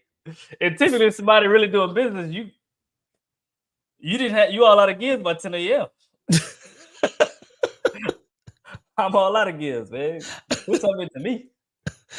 Yeah, because literally everybody hitting you with a problem. Employees, bruh, title companies, banks, everybody hitting you with problems, bruh. Like your mama, your kids calling you. Yeah, and then if you call them, motherfucker, they gonna be telling you about their problem. Like, come on, man. Like, bruh, like I am not the problem repository. Like they just treat you like a problem trash can. Like, yo, like, bro, you know how many problems I done listen to today? You have no clue. And then the problem that they have ain't really a problem. It's facts. It's like, man, like, and then they bring you these problems like in a nice, beautiful bow. Like, you ain't got nothing going on. You seem to be doing pretty well for yourself. Come, go ahead and deal with this problem too. You know what I'm saying? No, you seem to have it all figured out. You got a nice problem right here, but you think you do something for me with this one? Thank you. Appreciate that. And that problem ain't got nothing to do with you. Yeah, like, wait a minute. Byron, I got a great idea. I'm going to call Byron with my nice big problem. I'm dressing up in the boat. Here you go, Byron. There you go, right there. There you go. Bam, what's your thoughts on this? Brandon, what's your thoughts, bro? Man, I am absolutely 100% not here for their problems. I told them on the get-go, hey, if you want to make money, if you got something to talk, if you got a problem, do not call me. I don't have shit to do with it. I don't want to know about who's sleeping with who. Y'all keep that all to yourself. Like if you got some issues and mad at her, your spouse, call my wife. She good at that. I'm not good at it because I'm gonna tell you off the get-go. I don't care. I don't got time for your problems if I'm dealing with my own problems. If you want to fix some stuff, I can help you fix some stuff, but you don't want to fix it. You just want to talk about the shit. That's all it is. You don't want no opinion on it. You just want to talk about it and be right. So don't call me. That's not my neighborhood. These problems, man. What about you, Brandon? I mean, I'll listen to it. But if you keep coming 2 and 3 and 4 and 5 times, and you got your own problem, I'm just going. If you calling me, I already know what you're calling about because you don't call me regular. You don't call me often. So if you're calling me every 2 weeks, 3 weeks, I already know what you're calling about. So me, honestly, I'm not gonna answer, and I'm good with not answering my phone. I'll call you when I got free time, producing income hours. I'm not worried about problems during that time. No problem. So income produced. I like that. So what's the fair balance, in your opinion, in terms of taking on people's problems, or not taking people's problems on? Or do you run across situations where the problems are legit? Maybe you do need to step in. What's your thoughts on that? But they ain't got no balance to that, man. You take them problems when you got space to take problems. If I ain't feel like fucking no problem, I ain't messing with them. Not today. Because that just That mess you up with your flow. You could be having a good day, closing deals, the whole day flowing. Now you stuck on the phone for an hour and a half talking about somebody else's problem. Oh, sir. My thing is, bro, I ain't gonna lie to you, because I didn't find myself dealing with taking on some people's problems. I ain't gonna lie, because sometimes it's unavoidable. Well, at least it's unavoidable in my mind. I don't know how I gauge the difference, man. I think for one, I do know. I'm better when people have solutions for their problems already, right? And they coming to me to maybe give them advice on their solution, opposed to them just cool problem dumping. It's a difference. Yeah, I'm cool with it. Most people want you to come up with their solution. Fuck that. So they can blame you for it out there. You know what I'm saying? Because then when the shit don't go right, they blame it on you. Your problem ain't got nothing to do with me. No. And then they don't even do what you said. No. Well, you could have told them to do 5 things. Well, I did that stuff you told me. They only did 1 out of the 5. But 1 out of the 5. Nah, duh. No. Like, if they got their solutions, I could definitely guide them towards a better solution, or even a solution period. But what I realized, when people have a solution, they typically are more receptive to understanding what you got to say, and the conversations are a whole lot quicker. The conversations be a whole lot quicker when they already got their solution, because they coming to you for just maybe that little couple missing pieces, you know what I'm saying? And they gonna piece together all of the other little pieces, and now they on their way. You understand? Opposed to you just want a problem dump, and we ain't got no solutions. Kind of what Bam Bam was talking about. This ain't even a solution oriented conversation. This is a problem trauma bond, and I ain't got time for none of those. I got 0% time for trauma bonding and problem dumping with no solutions, bro. That is the most draining on planet Earth. You know what the worst thing is? They bring the problem to you. You be like, damn, you're right. This is what you do to solve the problem. You give them step 1 through 3. They don't take your advice. They go get some advice from somebody who ain't never been in this situation before. Wow. You've been in this situation before. You done been through it, past the situation. You say, look, do this. And they go take advice from somebody who ain't never been in this situation. And they fuck up. And then they turn back to you and be like, well, you told me to do this. What? That's a slap in the face. Like, you didn't waste my time. I told you what to do. You ain't even do it, and then you ain't take advice from somebody else that never been in the situation? I'll tell you the way to save yourself from that. Always, if I give advice, I'll tell you your steps. Now, I'll always say, this is my opinion on what I would do. Now, you don't have to do it. That way, if you do it and it don't work out for you, I'm not to blame of it. So this is my opinion on what I would do. Now, you can tweak it a little bit, but, do it your own way. Facts. I do that. If it was me, I would do this. But you do what you do. Yeah, Crystal said in the chat, she said good friends text opportunities. If I put it on here. That good friends text opportunities to start your day. I've been exchanging messages with a longtime college friend all morning about opportunities to secure a big bag. Wake up with that, not problems. My Jesus. That's some real shit, though. Yeah, that's some real shit. I would say I don't mind problems, like I say, but it has to be a solution oriented. It got to be solution oriented, not trauma dumping at all. I got 0 time for that. You miss me with every last one of them conversations. Miss me with all of those. But if you got a solution, I'm all for that. I'm all for that. If I got the time. If I ain't got the time, then you shit out of luck. Not today. Not today. Listen, man. I want to get some takeaways though, man, before we head up out of here. Like, what are your takeaways in terms of, avoiding that cage though? How do you spot that cage when it's starting to happen, and what do you do about it? Most people in a cage, they just gotta identify they're in a cage. Ooh. We gotta wake that up. Most people are in a cage. Reason being because you don't want to get uncomfortable and hang around people that's gonna make you be better than what you are today. So you gotta ask yourself, are the people that I'm talking to so look in your phone, the last 10 conversations you had, any one of those people helping me make more money or making me more successful in my life? If them 10 ain't helping you, you in a cage. Wow. And you got the key to the cage, but you rather stay in the cage. The last 10 people you had a conversation with, are they helping you self-development? Are they helping you put money in your pocket? Are they helping you be a better entrepreneur? You may already be in a cage. Oh, yeah, you in that joint. You got to look at the last 10 phone calls you got, the last 10 text messages you got. If they're not helping you have forward progression in your life, in your business, in your family, you don't need to be talking to them like that. Not right now. Wow. And that could be family. That could be best friend that you had forever.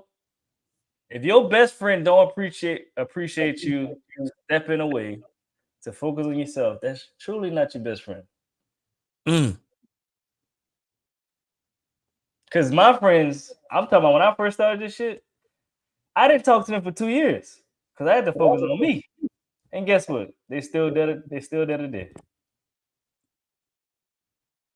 If they start tripping and be like, "Oh, you fake and this," you just expose yourself. You absolutely right. I am fake. I'm out. It is what it is. Yeah. Most people not ready for that real conversation. So you saying a lot of people are probably in a cage right now? Oh, absolutely. Wow. Absolutely. You don't think so? Absolutely. 100%. So matter of fact, I need everybody to do me a quick favor. I need you to just look at your phone. Go to your phone, right? Go to your phone. Look at them last 10 calls. My Jesus. I ain't gonna lie to you, I ain't gonna lie to you, boy. I got a hell of a list, boy. My last 10 are all moving me forward. Listen, every last one of them are pouring into what I got going on. Listen, I'm looking at my phone. Matter of fact, I'm looking here. Let me see. Don on here. Don. I had a call with Don. We doing a deal together. We doing a JV deal together. You know what I'm saying? That one right there. You know, if we lock it up right, it's probably gonna have over 100,000 in equity. We may be able to bust down the JV bag. You understand what I'm saying? I don't know how much money we're gonna make on it, but I know we're gonna make some money on it. It's positive. It's positive, right? Let me see. You in there? Yeah. Oh, yeah. You in there? You know what I'm saying? I got Raphael. That was my architect. You know what I'm saying? Hit me up on some things. We just copped a new property. We finna do another duplex on that joint in 5th Ward. Then I was on the phone with Al. I called Al maybe about 4 or 5 times yesterday. We had multiple conversations. Yeah, we trying to get that contract together for the community we building. Bruh, it's a real thing. It's real, right? It's a real thing. What the last 10 say for you all? Let's talk about it. I look good. My contractor just called me. I'm talking about at 8:06. I had a FaceTime from Ruby and Byron at 6:08. Yeah. I had a phone call last night with my painter. Yeah. I had a phone call before that with my plumber. Yeah. I had a phone call before that from Lowe's and Home Depot. And I had a cold call before that I did on my live class last night. That's 10. What about y'all?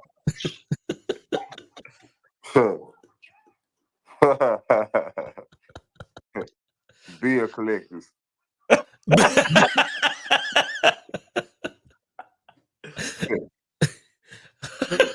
That's real shit. I got about 10 or 11 of them yesterday.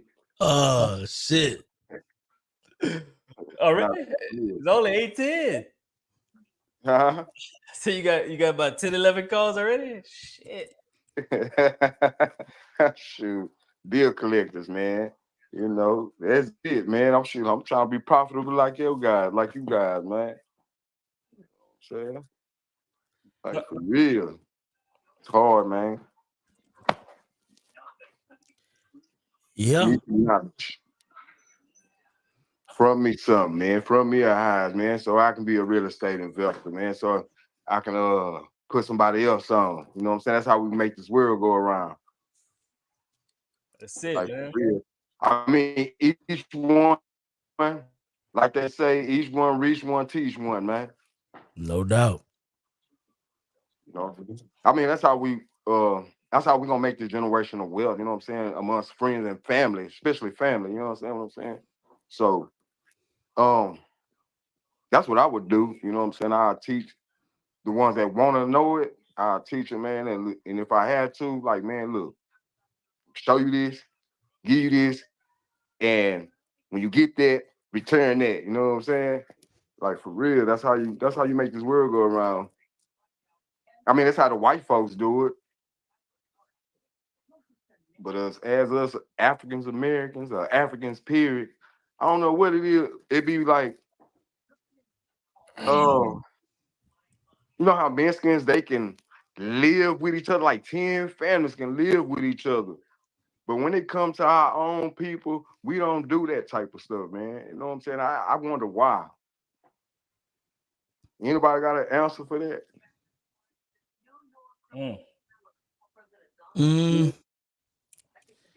That's a good question. It's a great question. I think it's just the Probably American always way. I think it's the American culture thing, though. Yeah. You think so? Yeah, America culturally is an individualistic society. Yeah, America is built on individualism. That's a fact.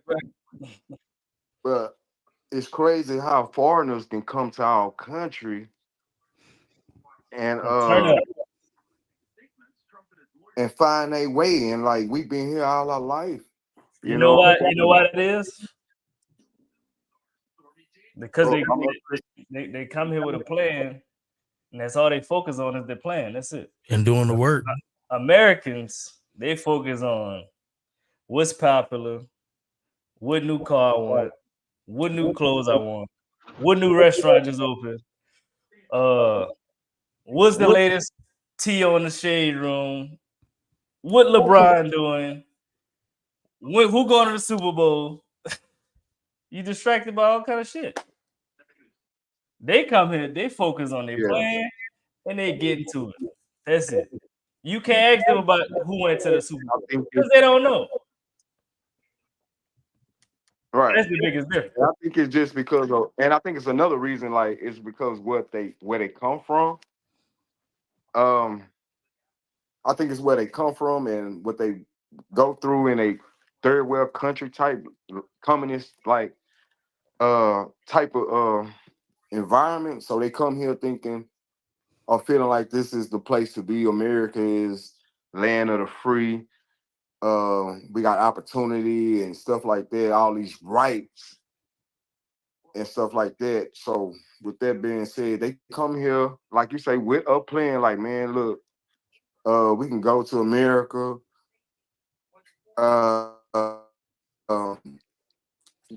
and make this money, send it back to our country and feed our people and or do whatever we got to do and send this money back to our country because they rupees or whatever they work for over there is not equal to what we getting over here. So they come here, get the money, take it back and build their country with it. But we not going to go to their country because their money is not equivalent to ours. So we'll have to go somewhere like to a UK or something like that for euros to make money. We have to be a foreigner in another land to make money. Like they come here and make money. You know what's crazy is the Latino community is starting to pass with the black community when it comes to wealth. They already done that because in my neighborhood where I grew up at, it was, I'm gonna say, before blacks entered South Park, it was 90%, 99% white. Then gentrification came. Well, I ain't gonna say gentrification. Africans started moving in, had access to this part of the city, and so that what made the Caucasians move to what they call the suburbs and our city instead of the inner city. With that being said, man, the ghetto. I don't want to get off script. Yeah, but they come here and they do their thing, man. You know, and we trapped. I see every store corner with people that don't look like me or us. And we patronize their stores and they treat us like shit. I said the thing about them is they don't care about other people's opinion. We care about other people's opinion. That's a fact. And they do work. I don't want to discount. Like one thing about them, bro. I went to school with a lot of foreigners. And bro, they do the work. They eat the same food every day, wear the same clothes. They do the work. They don't care what they riding in, bro. They do the work. These people work, bro. Yeah, like no I can't show up. Yeah, bro.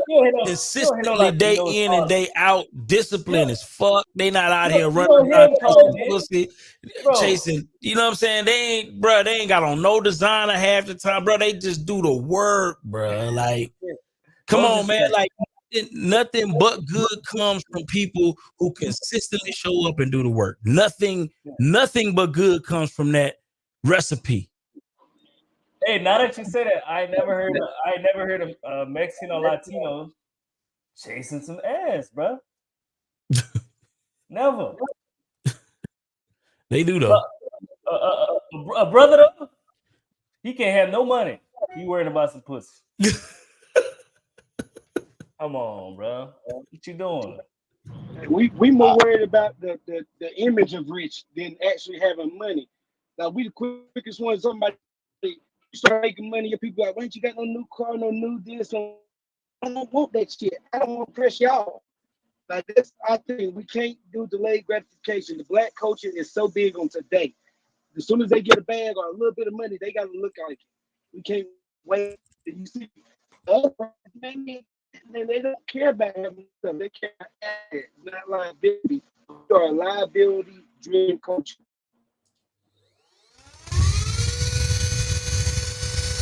I mean, with that being said, a lot of us, a lot of them start off, not to be funny, but a lot of the kids are 5 and 6 in the stores, running the whole store.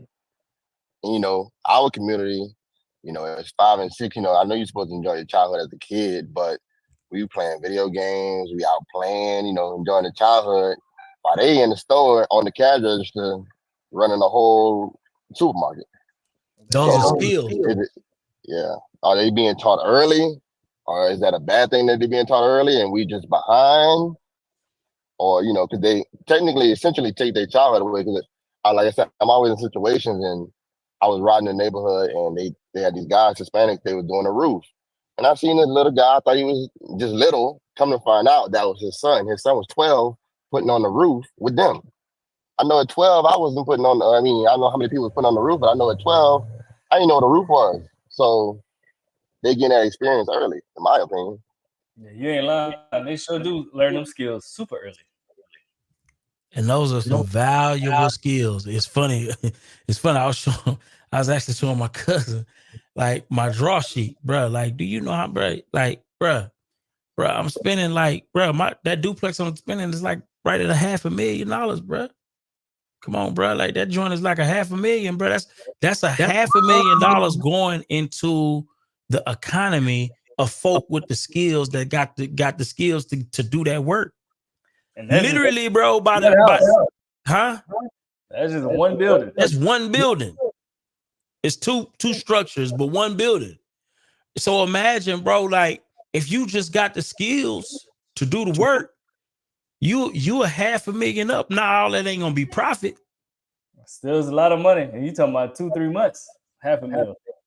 And this is why it be so confusing, bro. Like people don't be understanding, bro. The work, bro. You got to do the work, bro. Yeah, and the thing about it is, what's so cold is the people who are getting that bag from me. You understand what I'm saying? Like people will try to look down on them, like something wrong with them. But the truth is, they really get more money. Way more money than you. You feel what I'm saying? They just have to show off their money. Yeah. It is crazy. I'm gonna do a job, man. My kids working. My kids ain't living in my house for free. They got to put in the work, dog. My 6-year-old, man, we get ready to go to work. If you leave him to go to work, he mad as hell. Hey, every time he want a toy, he know he got to work for it. Like, I'm not trying to raise the next generation of welfare kids. Like, my kids know that in order to get stuff in life, you got to put in that work. That just has gonna be in my household. And I really don't care if people think it's wrong or right, because at the end of the day, they ain't their responsibility. They my responsibility to make sure that they can handle themselves when I'm not here no more. Wow, man. Byron, now that you put it that way, you ain't lying. I paid my paying of $15,000 in like 3 days. That's a lot of fucking money, bro. Yeah, bro. I done ran through $45,000 on a project in 2 weeks. Bro, I think I didn't pay in the last 2 months. I've paid easily over probably about 120,000. Easy. Okay. Look out, O'Neal. O'Neal. Yo. Yeah, I remember my cousin, he mentioned that he had showed me his spreadsheet, right? Mm-hmm. I was like, cuz, don't be doing that, bro. You know what I'm saying? He was like, man, it's all good. But and he was mentioning that about the conversations. How can you have a conversation with a person other besides his entrepreneur partners? Okay, that conversation can go on forever with your entrepreneur partners, but a person that's not on your level and you showing and telling them that, they'll automatically have some envy. They'll be like on some dumb shit. You know what I mean? Like, damn, this nigga doing all this shit, but he ain't showing the nigga, he ain't giving. I ain't gonna say giving, but he ain't putting the nigga on with this here. You know what I'm saying? A lot of people envy, bro. I've been through that before with people. You know what I'm saying? That's why I really don't even tell them people my business. You know what I'm saying? Not nothing like that. When it comes to my earnings and stuff like that, people don't need to know that.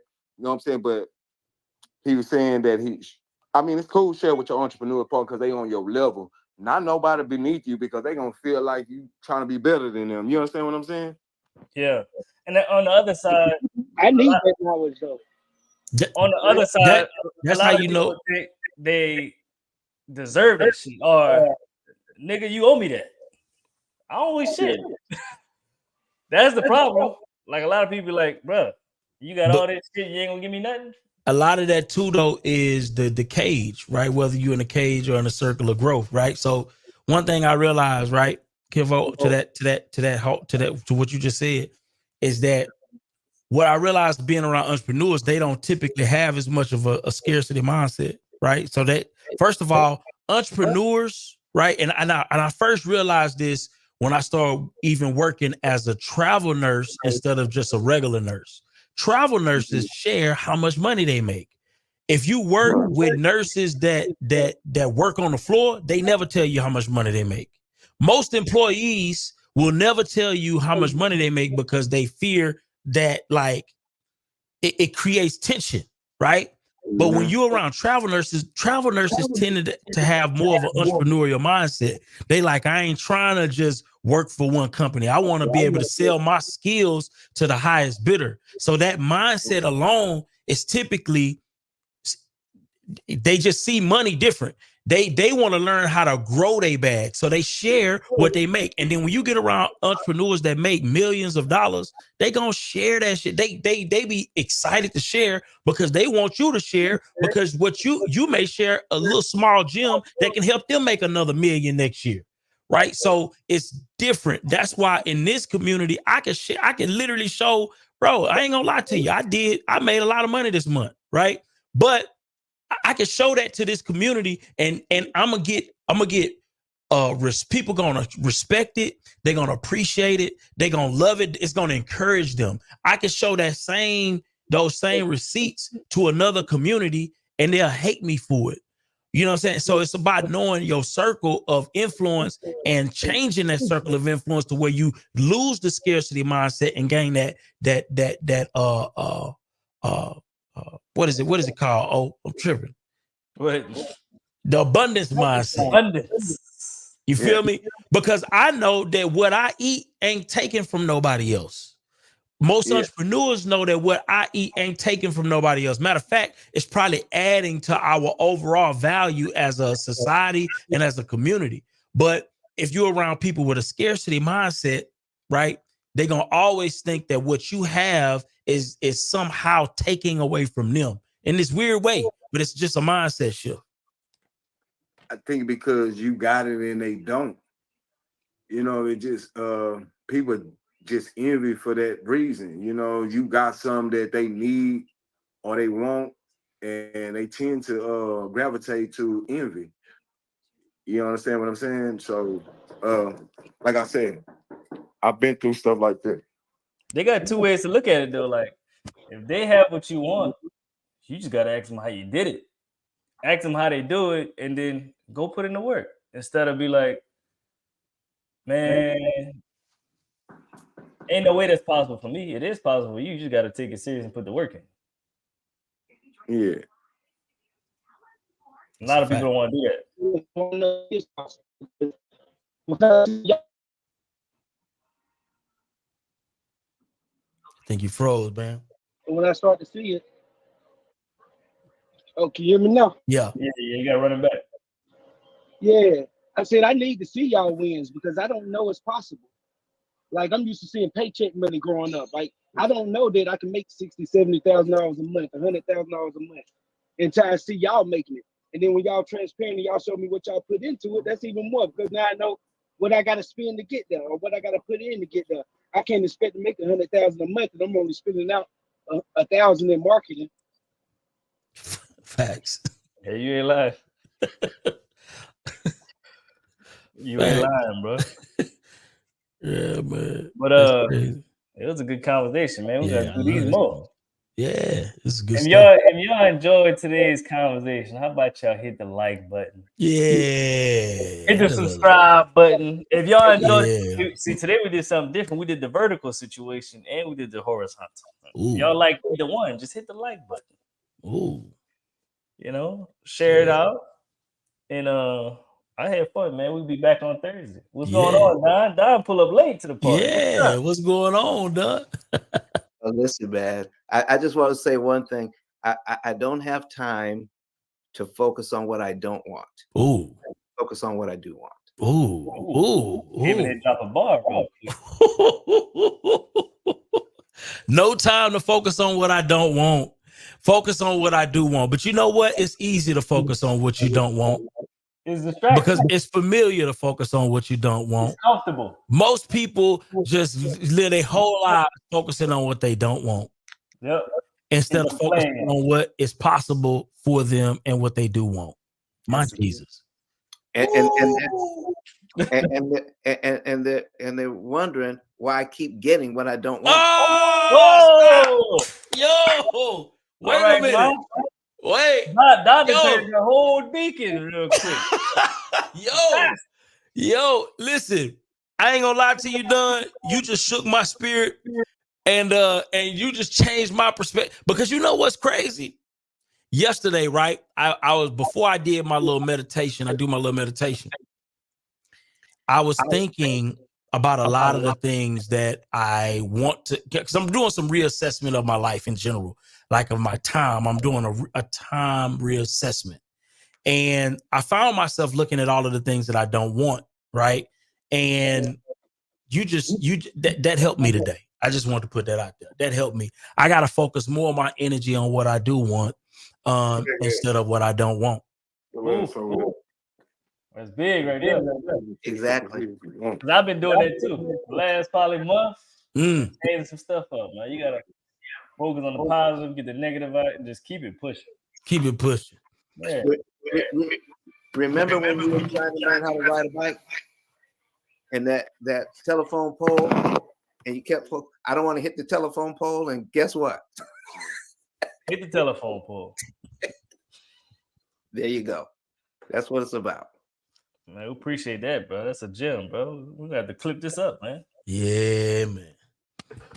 Man, with that being said, man, I hope y'all found value from the day. I know I got value from the day. I hope you reevaluate the circle that you're in. Get out the cage you're in, get into a circle that's prosperous, pouring into you.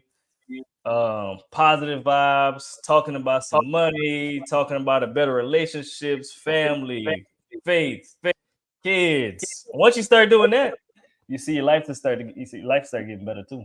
You see more money in your pockets. You see more investments getting made. You see more good things coming into your life that you never expected. Oh, wow. But it's all on you though. You either choose the cage or you choose the positive people. Ooh. It's all about what you want to do, you know. Sometimes you got to get uncomfortable. You got to step into some different shoes. I got my no stingy energy gear on though. I'm just saying. I just want to put that out there. Just, the fabrics is crazy. The fabrics, these ain't regular fabrics. I'm just saying, like the way it's set up, like you can wear that on a flight. You can wear it on a flight. You can wear it a lot of different places. The fabrics. Look, let me show something. Stand up real quick. There you go. Yeah, that was good. Show them the strings, man. The strings you ain't got strings got the metal joint. Strings got the metal joint. Yeah. So let me see. Yeah, right here. All right. Got different. See, you got different panels on there. You see the arm is stitched onto the other part. Yeah. Don't disrespect the fly. Don't do that. Yeah. Put some respect on the fly. Mm-hmm. Yeah. Do that immediately for me.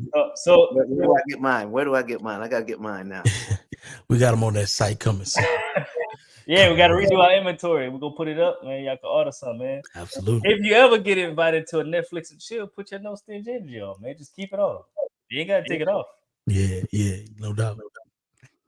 Bev like that.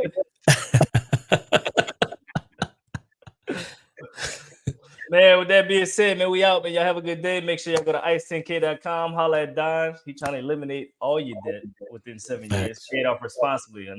Also go to taskify.com for the best CRM in the game. Everybody needs a CRM to communicate with your customers, follow up. That being said, we out, man. Hit the like button, share it, and we'll see you on Thursday. Peace.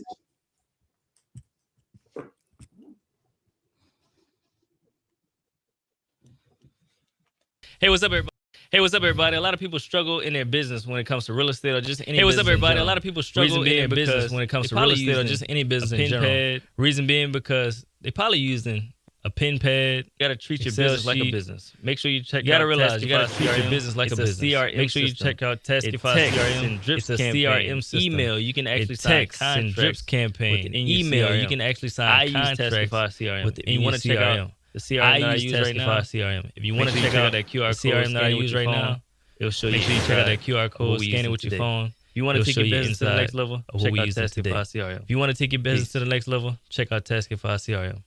Peace.